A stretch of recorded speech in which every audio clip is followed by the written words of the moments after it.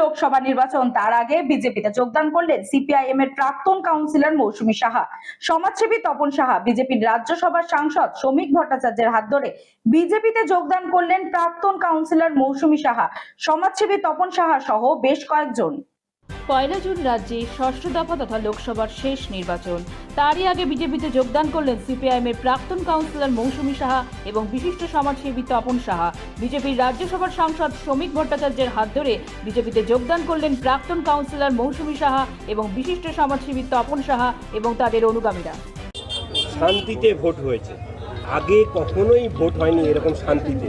তাহলে অনুব্রতহীন বীরভূমে এ কি বলছেন শতাব্দী রায়?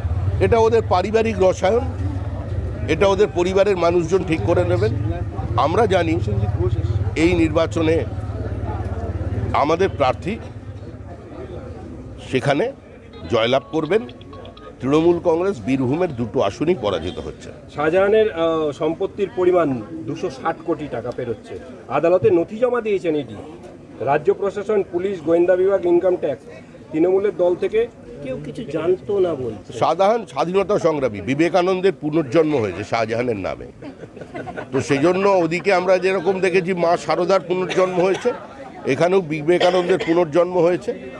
যে রাজ্যের মুখ্যমন্ত্রী একে দরার সার্টিফিকেট দেন, এদিকে বলছেন মোদি ধ্বংস করে দিয়েছে দেশের অর্থনৈতিক ব্যবস্থাকে, আর তৃণমূল কংগ্রেসের নেতাদের যে সম্পত্তি বৃদ্ধি দেখা যাচ্ছে তাতে তো মনে হচ্ছে অর্থনীতির চাঙ্গা আছে। অনুপ মাঝি ওরফে লালা আসানসোলে সিবিআই কোর্টে হাজিরা দিলেন, আজকে আত্মসমর্পণ করলেন। এটা নিয়ে আমাদের বলার কিছু নেই। যে প্রতিষ্ঠিত লালা একজন কয়লা মাফিয়া, তদন্ত প্রক্রিয়া চলছে। যে সরকারি অফিসাররাও তাদের সঙ্গে যুক্ত ছিলেন তারাও গ্রেপ্তার হয়েছে। কিন্তু শুধু লালাকে গ্রেপ্তার করলে তো হবে না, লালার কয়লা কার হাতে, কার হাতকে ময়লা করেছে আজকে সেটাও দেখতে হবে। তাদেরই মানুষ খুঁজছে। ভোট পরবর্তীতে দুর্গাপুরে বিজেপি কর্মীদের, একাধিক কর্মীদের ওপর হামলার অভিযোগ। এটা চলবেই, এটা এখন আপাতত গোপালপুর পৌরসভার সিপিআইএম কাউন্সিলর ছিলেন, তারপরে আজ বিজেপিতে যোগদান। কোথাও কি মনে হচ্ছে যে বিরোধীদের কণ্ঠরোধ করবার জন্য মিথ্যে মামলা ফাঁসানো হচ্ছে? রাজারহাট গোপালপুর পৌরসভা যখন আমি কাউন্সিলর ছিলাম, সিপিএম কাউন্সিলর, এই ওয়ার্ড বিরোধী অঞ্চল ছিল, কোনোদিনও সিপিএম জিতত না। তখন ক্ষমতা ছিল সিপিএমের। রাজ্য 2009 আমি কাউন্সিলর হই, কিন্তু এই ওয়ার্ডের মানুষ আমাদেরকে এত ভালোবাসতেন, আমি দলমত নির্বিশেষে সবার ভোট পেয়েছিলাম, যার জন্যই আমি সিপিএমের মহিলা কাউন্সিলর হয়ে এই ওয়ার্ডে প্রথম জিতেছিলাম সিপিএমের হয়ে। এর আগে সিপিএম কোনোদিন এই ওয়ার্ড থেকে জেতেনি। সেক্ষেত্রে দেখা যাচ্ছিল বেশ কয়েক মাস আগেই মিথ্যে মামলা ফাঁসানো হয়েছিল আপনার স্বামীকে।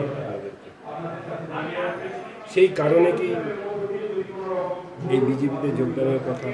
হ্যাঁ, সেটা তো আমাদের ক্ষেত্রে একটা কাজ করেছেই। কোথাও কি মিথ্যে মামলায় ফাঁসানোর একটা আতঙ্ক গ্রাস করেছে আপনাকে?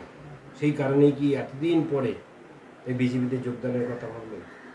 দেখুন, আমাকে 2022-এ বিধাননগর কর্পোরেশনের ইলেকশনের পর থেকেই, আগে থেকেই আমাকে নানানভাবে মিথ্যা মামলা দেওয়া হয়েছে। কী কী মামলা দেওয়া হয়েছে? দেখুন,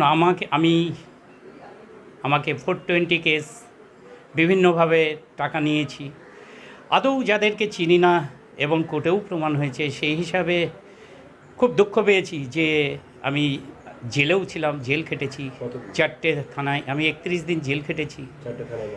4টে থানায় মামলা করেছে, বাগুইহাটি থানা, হাবড়া থানা, বারাসাত থানা, বাগদা থানা। খুব কষ্ট পেয়েছি যে রাজনীতি করেছি, রাজনীতিতে আছি দীর্ঘ বছর থেকে। এই অঞ্চলে 88 সাল থেকে আমি রাজনীতির সাথে যুক্ত। সিপিআইএম করতাম। পরবর্তীকালে 2015 সালের পর আমি পার্টিটা ছেড়ে দিই, স্বেচ্ছায় ছেড়ে দিই।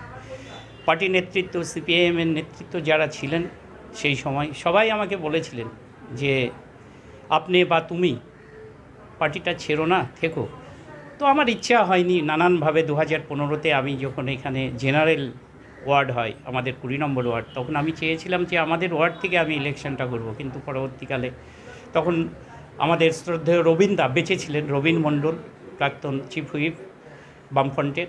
তো উনি তখন আমাকে বাধ্য করলেন যে পাশের ওয়ার্ড 21 নম্বরের ওয়ার্ডে আমাদের ক্যান্ডিডেট করার জন্য।